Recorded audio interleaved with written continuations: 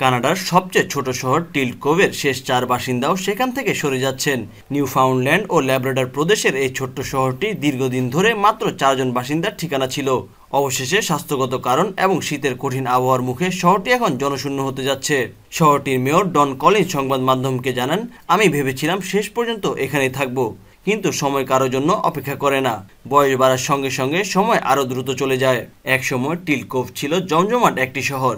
এখানে ছিল বড় একটি কপার খনি আর প্রায় ১,৫০০ মানুষের বসবাস। কিন্তু খনি বন্ধ হয়ে যাওয়ার পর থেকে শহরটি ক্রমে জনশূন্য হতে শুরু করে।